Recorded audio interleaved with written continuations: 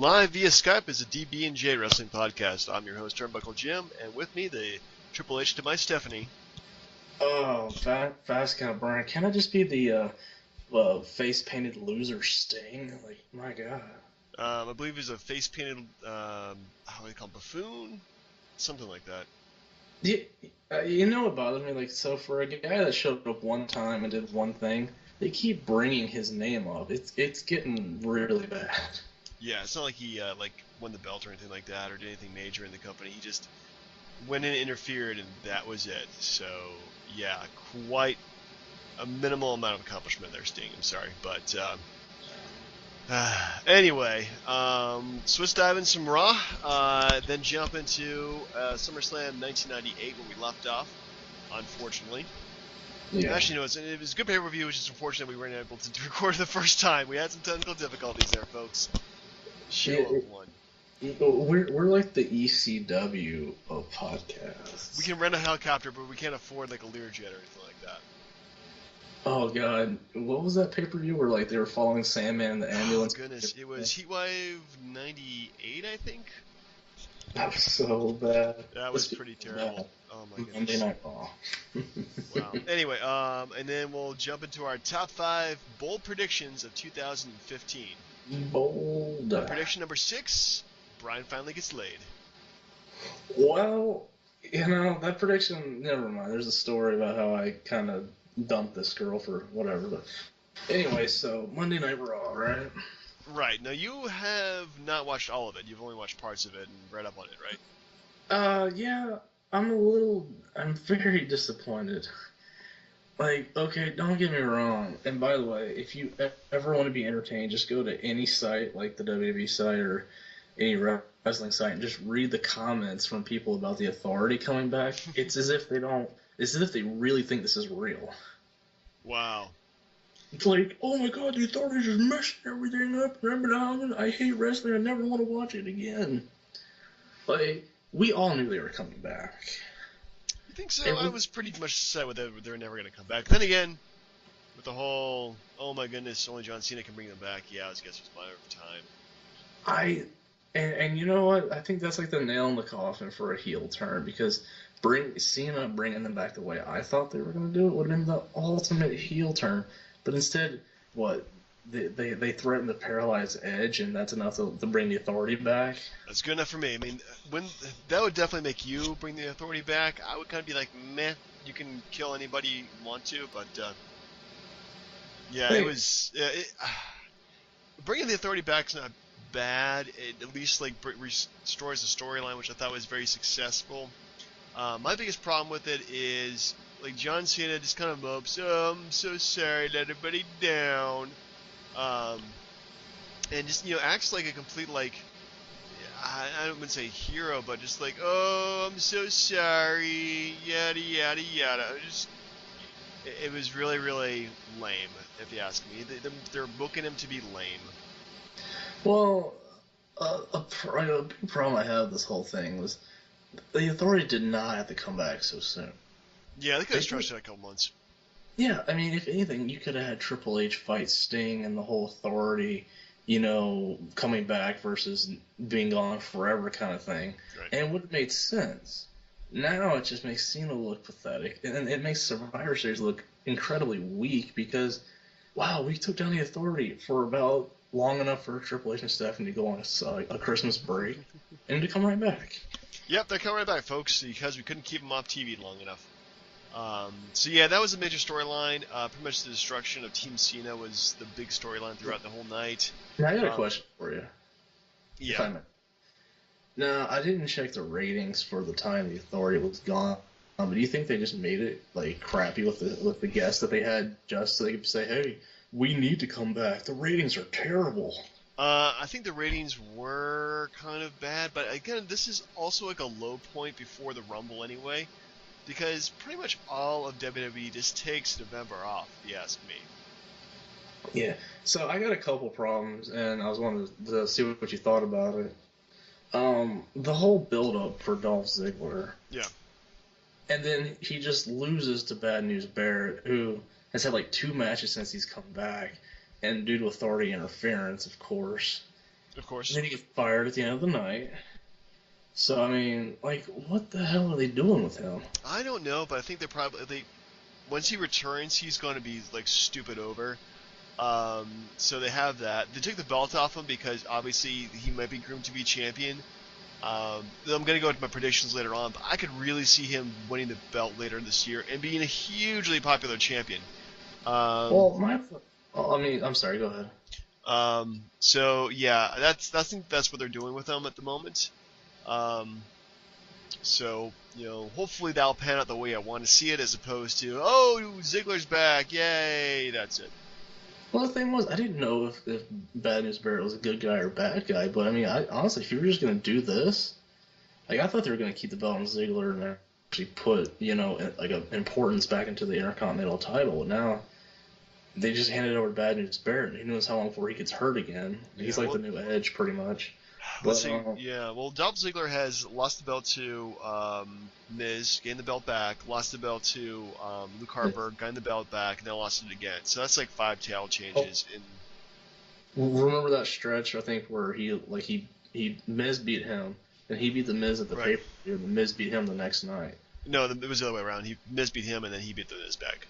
Oh, either way. All right. Yeah, but still, yeah, it cheapens the belt. The Intercontinental title looks kind of weak right now, but I think Bad News Bear is probably a longer, long-term champion because he can have the belt longer. He's not really ready for the main event right now. Just get him over and get it established again before he gets himself injured. Honestly, I never cared for Wade Barrett. Once they had that whole thing where Cena joined the Nexus and then just they screwed that whole thing up altogether, I just lost interest in Wade Barrett like from that point on. Yeah, well, I got some bad news for you. Anyway, moving on to other. So, may I ask you another thing? Good sir? Sure. I guess you can ask me as many questions as you want to. It's kind of a captive audience here. It's related to Raw. I'm just wondering. So last week, Daniel Bryan makes this dramatic, boohoo. Like, and by the way, I hate that. Like they should save that for legitimate retirement speeches because it cheapens the ones who really have to retire. By the way, but so he makes that dramatic thing about coming back, yet you don't see him on Raw this week. What the hell? Yeah, he just took New Year's off, I guess. I really don't have an answer for that, but yeah, it definitely. They could have mentioned some. I think they made some mention of him, but they didn't actually do anything with him. So yeah, it was kind of lame. I really agree with you. He should make some kind of appearance. Were you surprised that he was coming back? A little bit because we never got a definitive answer in the online wrestling community about when he was coming back. I never saw anything. I mean, this is the expected timeline for him to make a full recovery, but I never saw Daniel Bryan is 100% now, expecting him to be back at this main event or at this event. I don't think we'll probably see him again till the Rumble, if you ask me. I think that would be the best time to re-debut him and pretty much everybody else. Yeah, this is going to be the biggest Rumble for returns. It's gonna be insane. Like, I don't know. It's gonna be nuts. Yeah, but forgive me for those, but those are like the things that kind of stuck in my craw a little bit. But No, that's cool. That's cool. What did you think about Raw? Overall, I think Raw was kind of a B minus. It really did disappoint me. There was a few great things about it. I thought the Dean Ambrose versus Bray Wyatt, I thought it was awesome. But the diminishment of values really in terms of their matches. This is probably at least the 4th or 5th time I've seen them, and that includes watching them live. Mm-hmm. And I know they think they counted they've done like about 5 matches already between live Raws and pay-per-views. So this probably wasn't their best match. It was a good match. It was brutal, but it wasn't their best. The fact they put that in the middle of Raw kind of like that felt like the main event, and then they kind of did another hour or so, and then they finally did the authority angle at the end. So yeah, lots of good stuff, but just a lot of just like meh kind of segments. One thing that did stick out in my mind though is I don't know if you've seen this on the Hulu version, but Cesaro and Natty's husband Tyson Kidd ambushed Blue Day, which I loved. New Day. I'm gonna call them Blue Day because they wear blue and they rhymes with new. I mean, they're the Blue Man Group, but they have the Blue Man Group. But yeah, they really needed to get themselves into a heated feud really quick because their whole We're out here to have fun. It doesn't jive, wrestling fans. I don't know. Nobody's out there to have fun. We want to see people's asses getting kicked. That's why the Shield got over. It's because they just went out and kicked people's asses. Do you know what would make a New Day or the New Day like so much better? And you're gonna think I'm full of shit, but bring back Reverend Devon. Ah, testify. Yeah, I mean that could be something. I don't know. I don't think their gimmick really is gonna last too long, if you ask me. Like the three-man band of 2015. Yeah. But I did like the Cesaro Tyson Kidd ambush. I thought it was pretty cool. You really don't see that too often these days. So maybe they'll do a three-man stable with Adam Rose. I think that would work out really well for them. Yeah. What about the Ascension? Didn't they just wrestle some jobbers or something? They wrestled some jobbers. I skipped that part. Nothing exciting there. I did like the fact that they had Booker T on commentary. Was a nice. I mean, I know Jerry Lawler's in the hospital, and so of course my thoughts and prayers go out to him. But seeing somebody different gives a different dimension to the announcing team. But did make at least the commentary a little bit better. I felt, as opposed to the usual like hashtag this blah blah WWE Network. Well, to be fair, Lawler has not been the same since JR left, and he really should just find a desk job or somewhere, because He really needs he's to not as good. His best time when he was the heel announcer talking about puppies and just arguing with JR, but now they all sound the same, and JBL's the new JR. I mean, new King. So he needs to go away. But yeah, he needs to retire. It's definitely him and Michael Cole. I think definitely need to leave the announcer table, because they really don't add anything to it. And Michael Cole is great as like his interviewer persona, but in terms of like a commentator, he's not exciting. Well, let's just face it. He's just not the best person to do that. He's more of the journalist kind of guy. So get him backstage, talking to wrestlers, doing in-depth interviews with them. That's probably his best role. But as the commentator, he's just really making things awkward. Now, what do you think about the ending thing with Ryback, Rowan, and Ziggler getting fired? I like the storyline implications. I did not like it as an ending, because it felt predictable. It felt like we've seen this before. And storyline wise, now they get to disappear for a few weeks and come back somewhere, maybe at the Rumble. So overall, I thought as an ending, it felt really flat. But I think storyline wise, I'm gonna like it. So we'll see. Now, did you feel like they're building up towards the Rumble anywhere close? Like, because now is the time where you should start building up to the Rumble. True. I felt like they were doing some build up for it, but the whole sense of like, well, because they changed the main event to be Seth Rollins versus Brock Lesnar versus John Cena now. Yeah. Which I think is a great idea. Give something new, but I don't want to see John Cena versus Brock Lesnar for the third time. What this reminds me of? I'm sorry, let me cut you off. I'll wait. Oh, who does it remind her of? I'm curious now. During like the Alliance days, when they had Kurt Angle feuding with Stone Cold, and then because they had wrestled on like 2 straight pay-per-views, and then they did it on a third one. Yeah. But they brought in RVD and make it a triple threat. Yeah. So you have that dynamic to where you have these same guys wrestling, but you have to put in that other element to spice it up. That's true. Definitely very true. Not disagreeing there.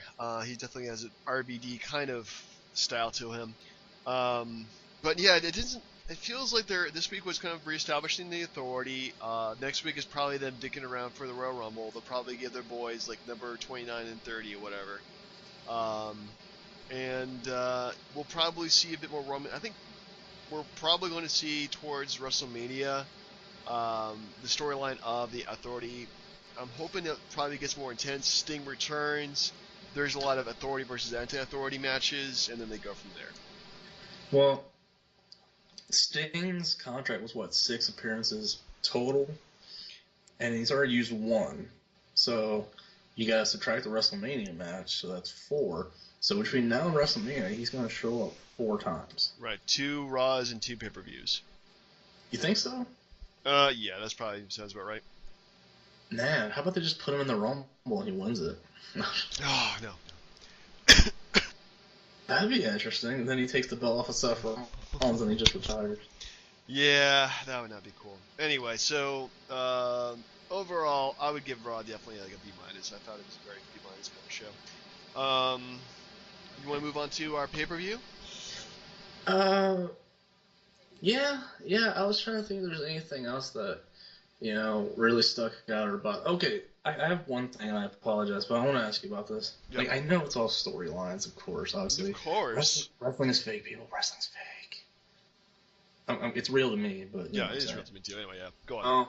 So, were you as bothered as I was? It's not just the fact that it was Edge, but the fact that they did the whole thing about threatening to paralyze a guy because they didn't get what they wanted. Doesn't that kind of smack again, like hypocritical because of the whole anti-bullying campaign? Yet they will go on TV and say, if you don't give me what I want, I will paralyze this guy so he can't hold his daughter anymore. Yeah, their whole anti-bullying campaign, yeah, it is kind of crap. But then again, you see villains do that all the time, and like every single kind of genre, from TV to movies to comic books to video games, the bad guy is always going to blackmail their way out of things. So, I mean, it's not like you saw Alan Rickman as Hans Gruber going, I hate bullies, but give me the code to the safe. well, as a company, they're against bullying, but as personalities, as a TV show, they can be anti-bullying. So yeah, you don't see like, okay, Alan Rickman, probably bad idea.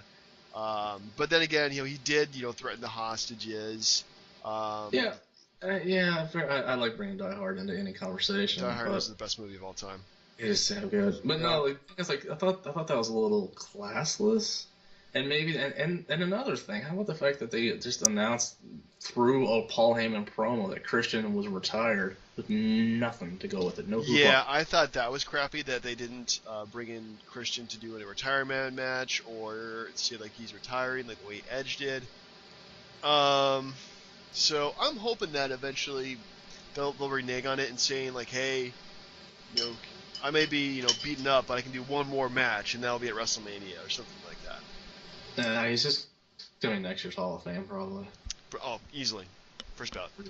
So SummerSlam 1998. Speaking of debuting or of edges or whatever, so this is pretty much like I think the height of the Attitude Era. It's finally been established, and this is the first pay-per-view. It feels like a really Attitude Era pay-per-view, if you ask me. Good one, but in my opinion, like where it hit its like super high point was WrestleMania 15 with Austin and The Rock. But oh yeah, but that's when it really full. Well, okay, well, you know what? This is classic Attitude Era pay-per-view. Lots of a few gimmick matches, but they do a lot of good work. Lots of over-the-top characters, and just really well booked in terms of the feuds coming into it. Oh yeah, absolutely. I wish I'd kind of seen the stuff building up to the, believe it or not, the Jeff Jarrett X-Pac match, because I didn't know about Jarrett shaving Finkel's head or something. Yeah. That was the first match, wasn't it? That was the third match. The third match? Well, then I am 2 matches ahead. You are. So let's start with the first match, which is the European Champion, D'Lo Brown, defeated Val Venus via disqualification, as Val Venus, I believe he touched a ref. I like the Nation music. The Nation was pretty cool back in the day, especially with the music. No, I remember because it was stupid because, like, Val Venus took the chest protector off of D'Lo and tried to wear it, and then the referee, like, touches his foot while he's on the top rope and, like, knocks him down, and then D'Lo takes advantage of it. So, I mean, yeah, he touched the ref, but, like, it was, the referee cost Val the match, let's be honest. But D'Lo was entertaining as hell at that point. Because you remember, like, he kept, like, going from, like, it was, like, week to week or month to month, like, saying us from, like, different, like, locations in Europe. Yeah, he definitely wore the European Championship with pride, considering that there's so many countries in Europe being such a small continent. Yeah, he's always going from a different place, so I like that. And it was one of those small things in wrestling that unless you pay attention to it, you really don't notice, Yeah, and I'm glad they fixed that little screw up because if you remember, they had like the pay per view before us that we covered, where Yamaguchi-san was going tomorrow night on Raw, a surprise for Val Venus or whatever, something like Yeah, he was gonna that. chop off his penis. It runs with Venus. Yep, and then apparently he recovered a couple weeks later to have a good match with D'Lo Brown. It's amazing. Val Yeah, Venus is go. incredible. Well, I don't think his penis was chopped off. You remember in the storyline, I can't remember this very well. John Bobbitt, who's in real life cut off his penis and he got it reattached.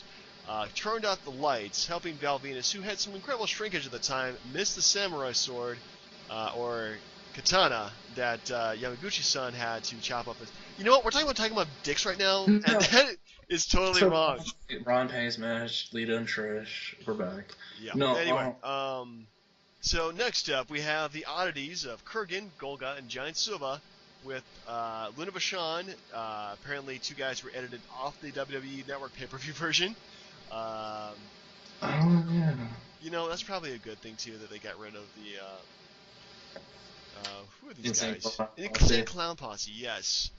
Welcome to I didn't 1998, and these guys are I cool. didn't know they were that bad. Like, if you go back on their history, they were in every organization at Oh some my god, point during yeah. like the 90s. They were Like, everywhere. yeah, because they did the whole thing in WCW with like Vampiro, Yeah. Vampiro. No, I thought the whole thing was absolutely ridiculous. Yeah. Anyway, so they defeated Kansai, Taki Michunaku, Dick to Go, Men's Teho, and Sho Funaki with Yamaguchi-san. Indeed. So it was 3 versus 5 match? 4 match. Yeah. 3 versus 4. Yeah, It's been a month since I watched this pay-per-view. Isn't that kind of sad? the three guys were gigantic. They were And- huge. And you know what's funny? Like, do you know the story behind like Earthquake being Golga? What, in terms of what he would wear and whatnot? No, yeah, no. Like the reason, like, because he said that like Vince made him wear the mask because he had lost so much weight, people wouldn't believe that that was Earthquake. That makes sense. Besides, it's easier than saying you're now a shark. Or Avalanche, or yeah. But no, I mean the match is what it was. Like three, giant special needs wrestlers. Let's call it what it is. Beating up 5 Japanese guys. Well, it's actually 5 Japanese guys, but let's say Yamaguchi-san did take his looks. I actually was entertained by this match. I thought I would hate it because I tend to hate exploitive matches like this. But yeah, I thought it was pretty cool. In terms of like the different spots they had with the big guys just destroying the little guys, and come on, man, like Japanese people being beat up, that's always hilarious. Yeah.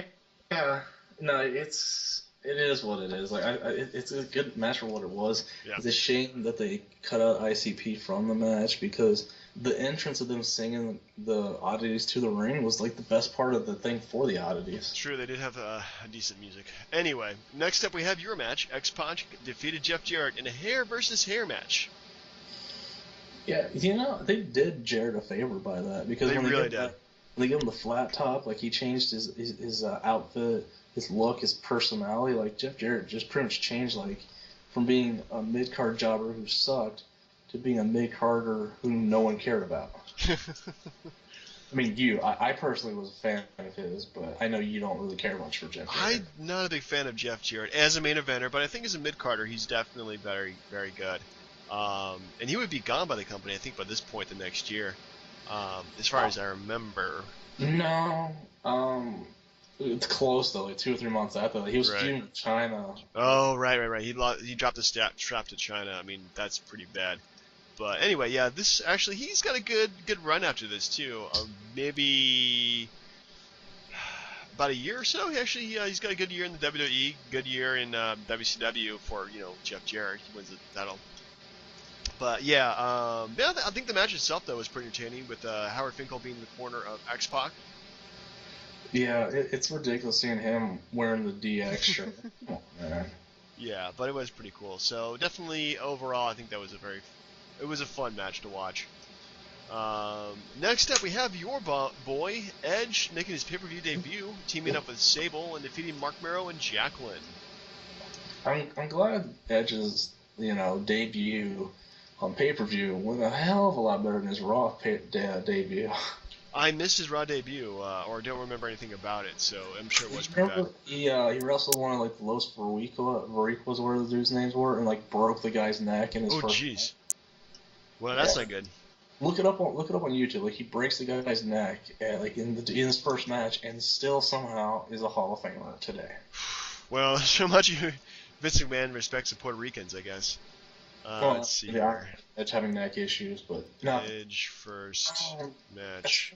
I mean, as far as the match goes, like, don't get me wrong, like, and you can say what you will about Edge, but his persona came like so far from that initial weird, creepy, I'm a loner, the world sucks kind of Yeah. thing. Yeah, he definitely goes through a change of gimmicks. He goes from this to being in the Brood, which actually kind of fits the gimmick because they're all kind of, this kind of, that's creepy guys as want to be vampires, and then they go out and he becomes the dude with attitude. With Christian probably has one of his best runs, and then starts becoming the RKO, the rated R superstar. Yeah, but as far as so like this match itself was a good springboard because Sable was already feuding with Marrow and Jacqueline at that point, and Yeah, Sable's stupid over with those big boobs. she is hugely over. Yeah, but definitely, yeah, but not a good wrestler though at all. I'm sorry, Rena Lesnar. Sorry, that's Brock Lesnar's wife did a great job in the match. Definitely Cougar. Um, but I don't know. I think Mark Merrow was probably very underrated in terms of what he could do. Oh, And unfortunately, he was always hurt, so that always kind of hurt his career too. So yeah, definitely not.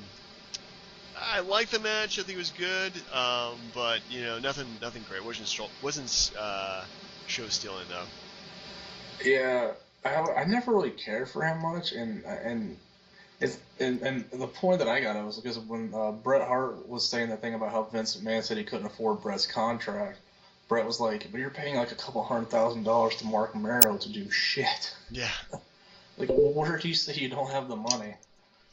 Ridiculous, but yeah, I don't know. Like, he was good until he got to the WWF. Then I think yeah. he just went straight to hell. I just watched Edge's first match. It's only about an hour, a minute and 30 seconds, and yeah, he pretty much just what does he do? Like a plancha, not a plancha, but top rope maneuver, and the guy, and just Like, did you wow. see his neck snapping? Right, like that is hard to watch, man. I don't know. It's kind of hard to see it exactly. Like we're talking about something completely different. Let's see. He does the scream, goes to the top rope, does the over under, and then I don't know. You really don't get to see a good view of the guy's neck hit the ground. So it was just a bad spot. No, I think what happened, like they were, and I know we're sidetracking here, Oh but yeah. they fighting outside the ring. I think like Edge picks the guy up and like he hits his neck on the barrier, and I think that's That's what I'm looking at now. He just hits he just jumps to the top rope maneuver, and oh yeah, into the barrier. Oh my god, that hurts. Oh jeez, yeah, that's not cool. yeah. But I mean, it's like I said, like anyway, we talk about Edge We're all talking day. about something really different here. All right, Yeah, next up. but yeah, I mean, but as far as that match goes, I mean, it was good for what it was. Yeah, Jacqueline was very underrated too. she really was. She definitely put her heart into the match and looked pretty smoking too for the time. So Oh yeah, yeah. If you ever want to see it, go to the Royal Rumble 2000 and do that swimsuit contest. Very nice. yeah. Anyway, so Anyway, next up. So we have Ken Shamrock defeated Owen Hart in the Lions Den match, which I thought was probably one of the coolest matches of the night. agreed. I thought their match in the Heart Dungeon was better, but as far as like overall for this pay per view, yeah. Yeah, No, this is pretty cool. Like, if you don't know what the Lions Den match is, it's essentially a circle version of the octagon. But they use the cage, and they use it really well because it's not a cage you climb up. It's pretty much one you beat the guy up with. And there's so many good maneuvers they both did using the cage as a springboard, leverage, running each other's faces up to it. Very brutal match for both of them. It only lasts about 9 minutes and 16 seconds, but man, it was good performance for both of them. You kind of wish they would bring that match back, but then again, it's the wrestling version of the UFC anyway. they could bring it back if they got CM Punk on the contract. Yeah, right. Yeah, now we put Triple H, CM Punk in a Lions Den match. Was it You'll or see better that. than a Z-Pack on a pole match? Or a pinata on a pole match. Yeah.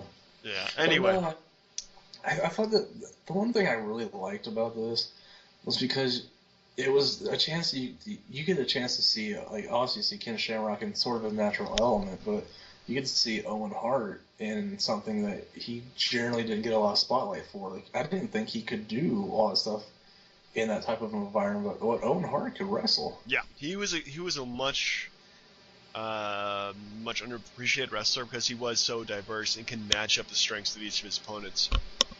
And yeah, he wasn't afraid to do this kind of match too, which definitely shows a lot more respect that he has, for the industry too. Anyway, we're getting sidetracked here.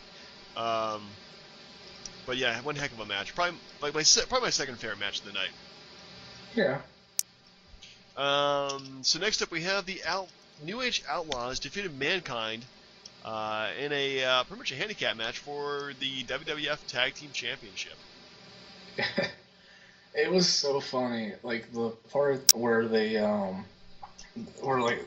they were talking about, like, Austin smashed up the Undertaker's hearse, and then it was like actually was Mick Foley's or whatever. But it actually bridges to when he was talking to Vince about how he knew the Outlaws were going to kick his ass, and then Vince was like, "You can go out there and make Madison Square Garden history." Yeah, just manipulating And then him. he gets his ass. Yeah, and then like Kane shows up at the end in the dumpster and starts beating the crap out of Mankind. Like, what the hell? Poor Mankind. Now, that's the reason why everybody was really happy when he won the championship, because he's been so manipulated throughout his entire career. So him actually winning the belt was pretty good. Yeah, I don't know. Like, we've tell me what you think about it. But like, I just really looking back at all these matches, like the New Age Outlaws were not that good. They were great on the mic. I give them that. Plus, they're part of DX. But yeah, they had really no spectacular move sets. I mean, Billy Gunn could do a couple of good things, but it was all about attitude at that point, man. Yeah. But when them win belts again in 2014, yeah, that was just like, come on. Yeah. You know, hey, maybe that's one of your bold predictions. Noble and Mercury win the tag team titles. J&J Security has definitely a lot of life in it, so I don't see why not. Anyway, so we come to the second final match of the night. Triple H with China defeated The Rock for the Intercontinental title in 24 minutes and 32 seconds in a ladder match. But wasn't this like match of the year? I think it was actually for many publications. Yeah. It was damn good. Like, Oh yeah. I was a little disappointed because honestly, I did not like DX that much at the time. But man, like knowing where The Rock goes from this to being an instant fan favorite, and then wins the title and turns heel again Survivor Series, it was a stepping stone for both of them. But it pushed The Rock to the title. Oh yeah. Like a year before Triple H did. Well, I think having him and Triple H put on a series of good matches between this and their match, or actually the pay-per-view previous when they did the Iron Man match. Was it Iron? Yeah, it was Iron. Was it Iron Man or was it 2 3 falls match? I can't remember. I think it was 2 out of 3 falls. That makes more sense with the 30-minute time limit. They did the 60-minute Iron Man match at Backlash 2000, I think. That sounds about right. Undertaker debuted his biker gimmick. Anyways, please. Anyway, but yeah, I mean, it definitely elevated both of them. You can see this match. I mean, there's so much stuff going on. Having 2 ladders in the ring, having Mark Henry out there, having China out there. I mean, just lots of just great wrestling tropes being thrown at each other. Tell me what you think about this, but I personally like this one more than I did HBK and Razor Ramon. I know it's like sacrilege. It's supposed to be the greatest ladder match of all time. Well, I didn't think it's that great. Yeah, I think that was groundbreaking in terms of what they did. And in terms of like ladder matches, this is probably not the best one I've seen. It's probably one of the best ones. But yeah, I think compared to Razor Ramon, then again, Razor and Triple H, Shawn Michaels did it like 4 years before this, so they had years to build on their matches. So, yeah, in terms of a choice, I wouldn't choose this one. Well, this is another sidebar. The best ladder match ever, if you've never seen it, is Jericho and Shawn Michaels at No Mercy 2008. Watch it. It is like the best ladder match ever, bar none. All right, we'll take your word for it. Anyway, so we come to our main event, which is Stone Cold Steve Austin defeating The Undertaker to retain the WWF Heavyweight Championship.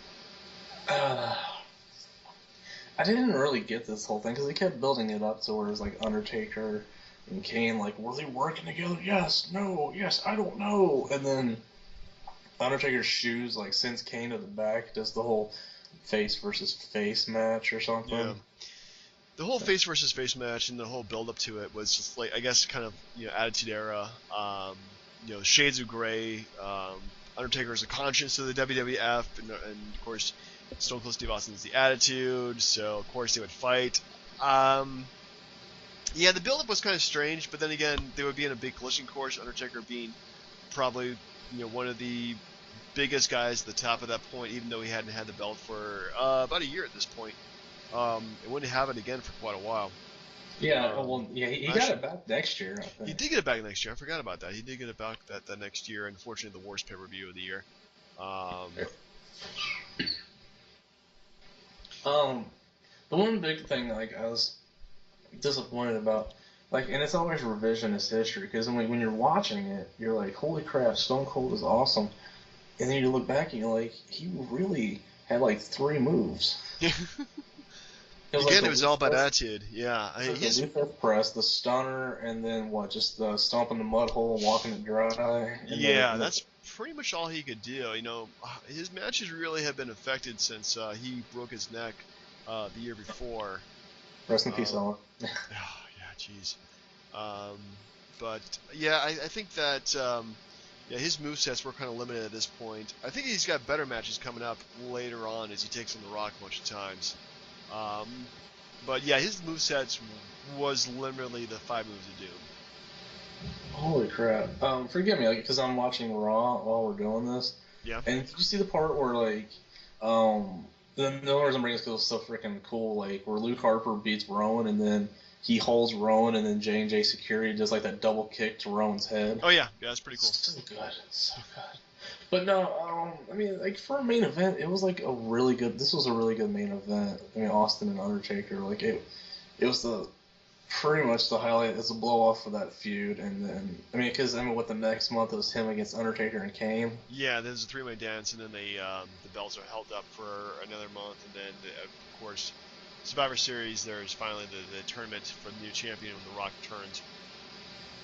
So let me ask, now that I'm thinking about it, what exactly is the Authority any different or worse than Vince McMahon, like Mr. McMahon, like even pre-corporation? You know what I mean? Well, they're different, but yeah, they're definitely. It's the same shade. They always have to. I think since there was the corporation, there always has to be the authority figure in charge of Raw. Making matches, so obviously it's a shade of that, but yeah, it's newer, but yeah, it's a lot of the same stuff, if you ask me. And I'm sorry, this whole thing about John Cena Appreciation Night is so funny. I love it. It's very sarcastic, isn't it? Oh my god, it's so good. But as far as Summerslam, what grade would you give it, sir? I would give it a solid A. There's only maybe a couple weak spots in the entire match, or kind of match, but entire card. Edge and Sable versus Mark Mero and Jacqueline was kind of lame. But other than that, I think everything else was pretty decent. How dare you say an Edge match was lame? I think Triple H and The Rock was lame. No, I'm kidding. So what would you give it? I have to agree. I think an A is par for the course. Yeah, it's probably definitely up there with the top 5 best SummerSlams of all time. And in terms of Attitude Era pay-per-views, this is probably the best pay-per-view I think we've reviewed so far. Yeah, yeah, actually. At least I think so. Anyway, we're going to transition to our top 5 bold predictions of 2015. Dum. Sure. Do you want me to go first, or you go first? I will go first. It's not even, I guess I'm trying to think of a good prediction that's actually like a bold prediction Yeah. versus like just a regular prediction.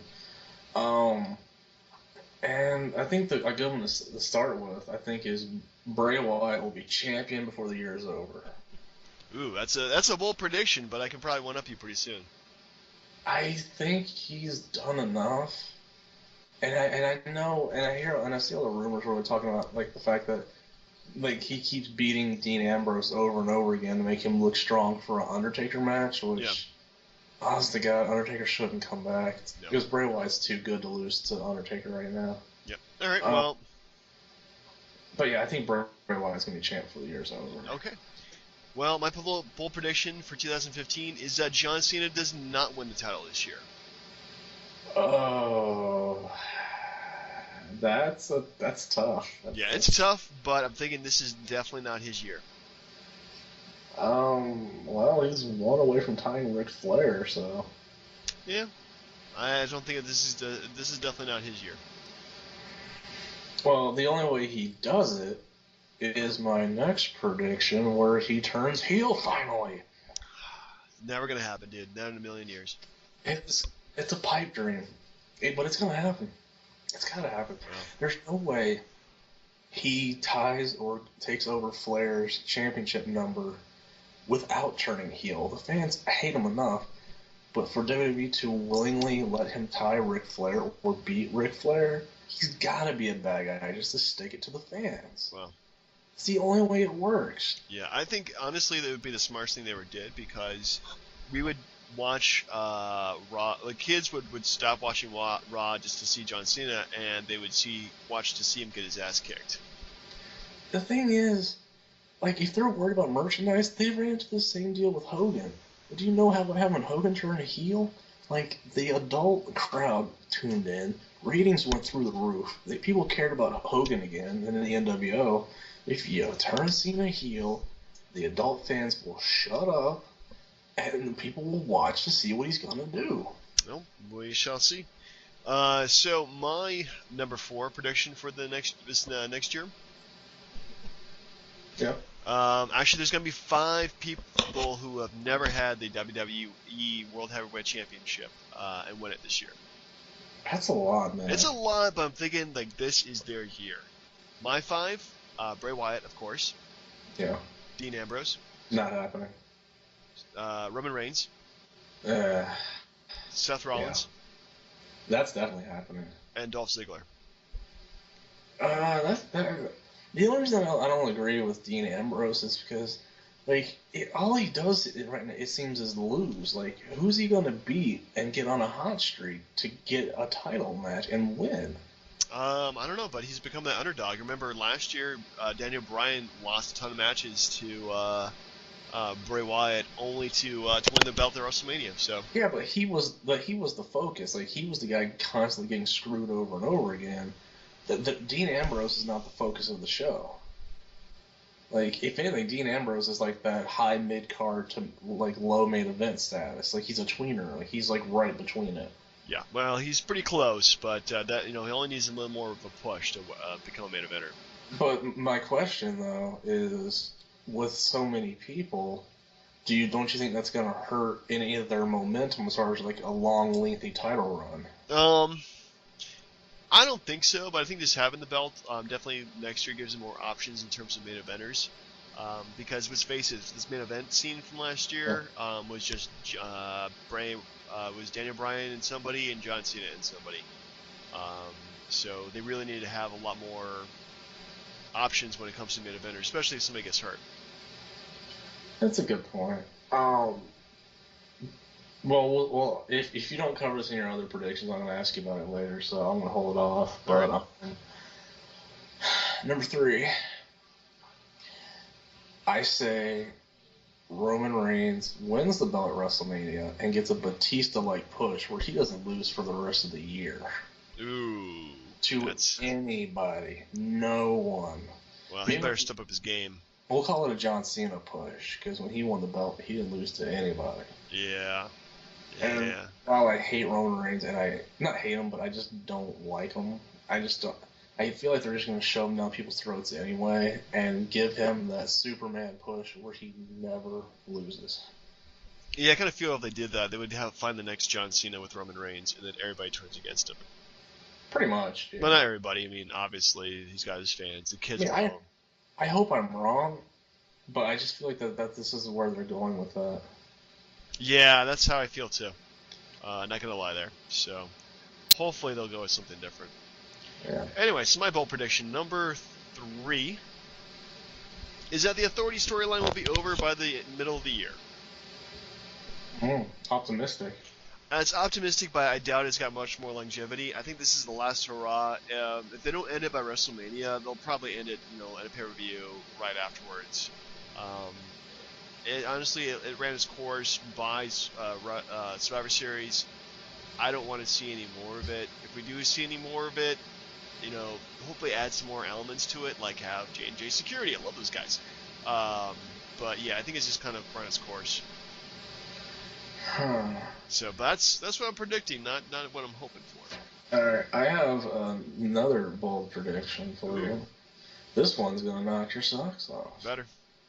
And I kind of feel like I'm going to take back a little bit of what I said about Roman Reigns and not losing at all this year,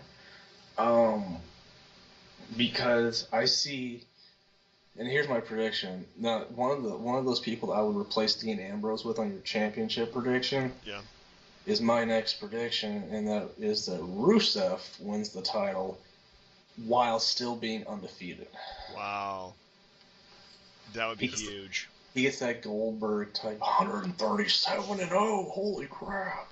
Yeah, well, that would be impressive, and that would be a lot of a push. And granted, he's got a lot of momentum, especially with Lana. She's like the best thing that's happened to managers in a long time. Yeah, and I feel like they can do it, but the biggest stumbling block is WrestleMania, where I feel like they're going to pair him with Cena. Because I mean, if Cena's not in the title mix, and Triple H is fighting Sting, who is there for Cena? I just see Rusev lining up for John Cena.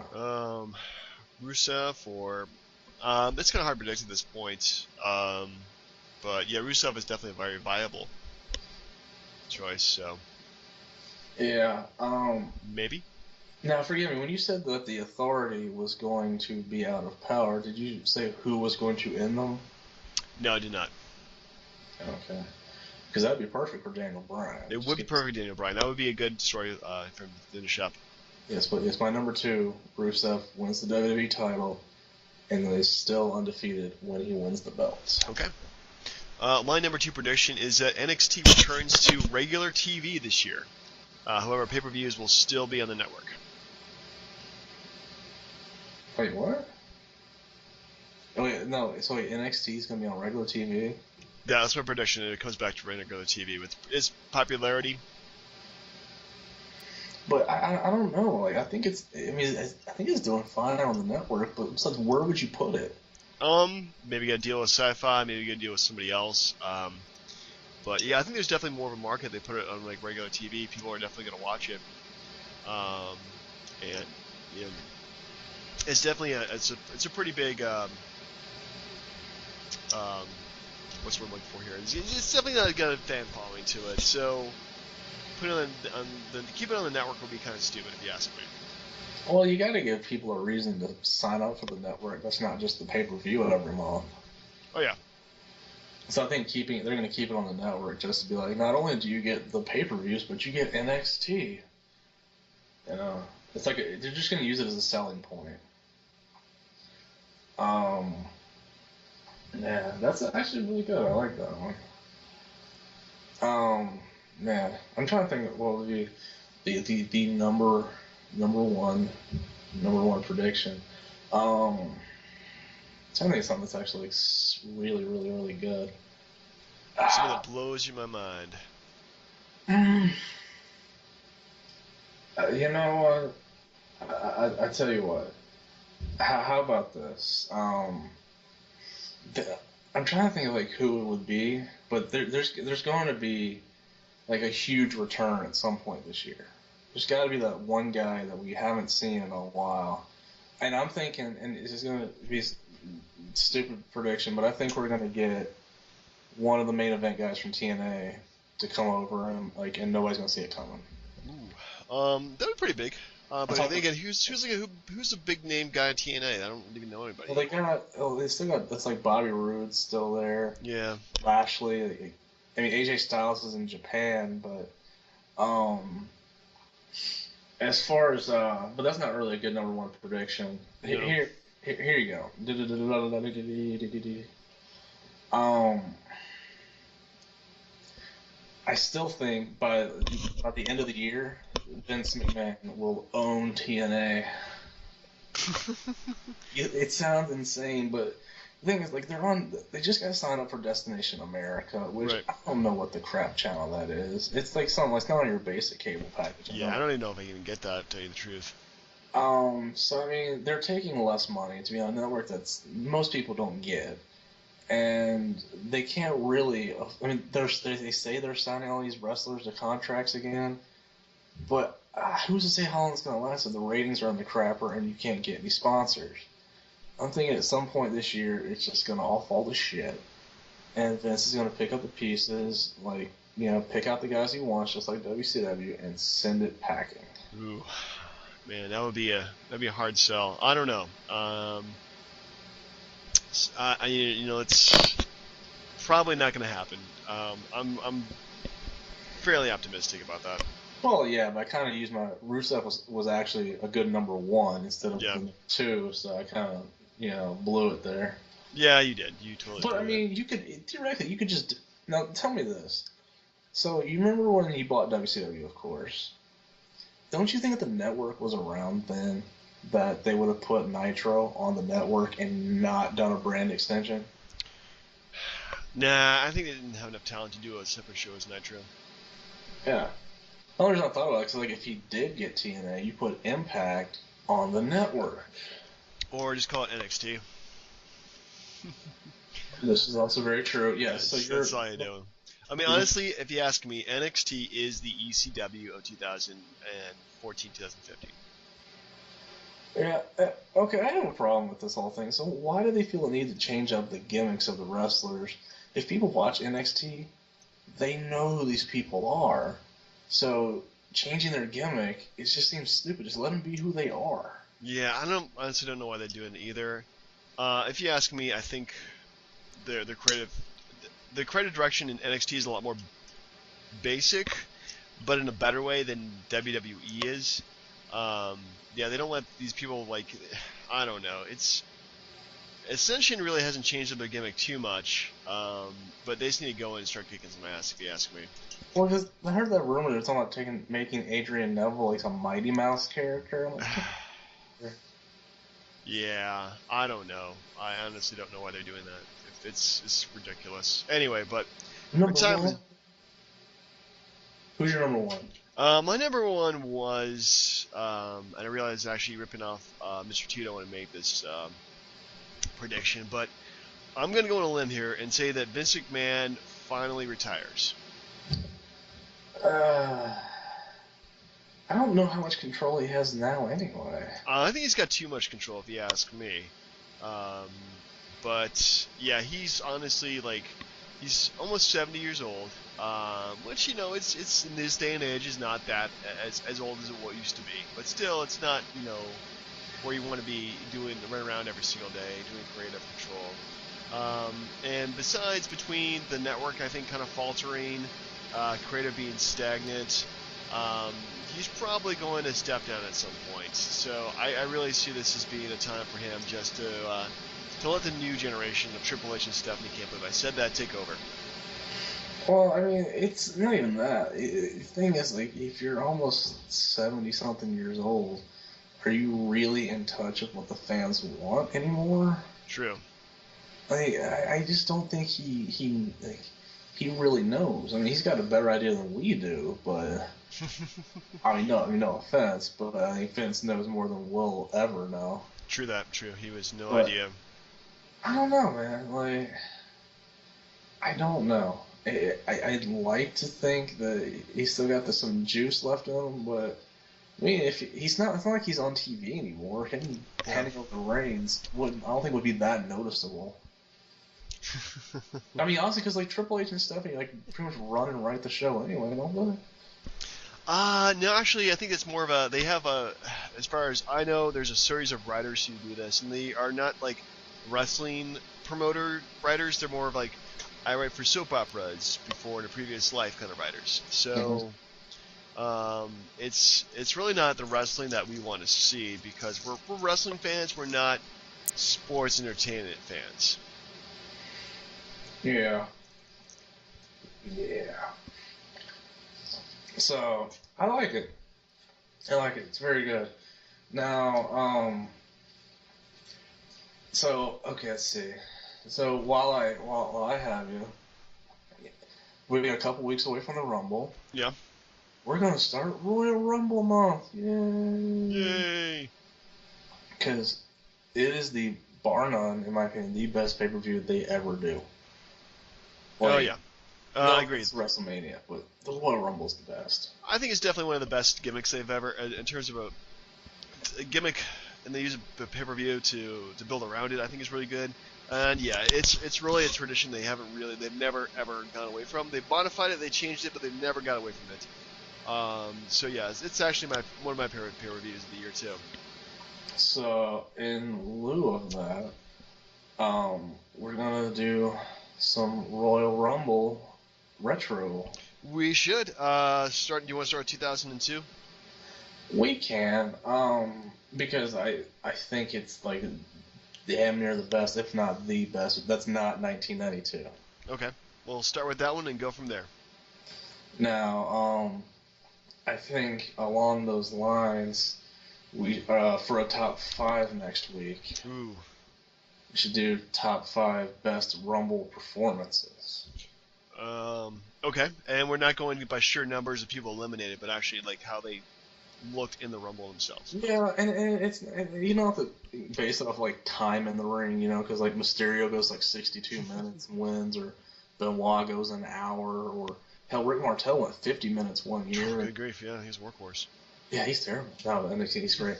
But no, yeah, just like the top five like performances that you were entertained by. Hell, it could be like Kofi Kingston doing the handstand on JBL's chair to get back in the ring. I mean, it could be anything. I mean, it could be like Mick Foley and Santino having the sock over Cobras.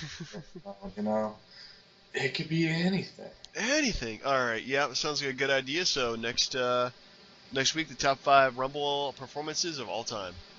And of course Royal Rumble 2002. And 2002. And of course, our take of Raw that week. Yeah. Oh, by the way, what do you think about SmackDown going back to Thursdays? Pretty neutral about it, if you ask me. I don't watch it anyway. That just means that NXT change is a night earlier, so I guess that's good for me. Well, the thing is, like they said they're going to put more of an emphasis in the show now because they're moving the day, so they want to keep people watching it. Yeah. So it might be worth a week or two of watching it just to see. Just try it out. Because especially during WrestleMania season, they're gonna have something on SmackDown. Well, I'll kick a tire, see if it's something I want to watch. I mean, then again, I'm watching already several hours of professional wrestling a week. Yeah. You know what? That would have been a bold prediction. They just get rid of SmackDown. Get rid of SmackDown entirely. Just throw it out. Oh, well, maybe next year. Indeed. So, anyway, for the DB&J Wrestling Podcast, I'm Turnbuckle Jim. Fast Count Brian. Happy New Year. Happy New Year, everybody. Yeah.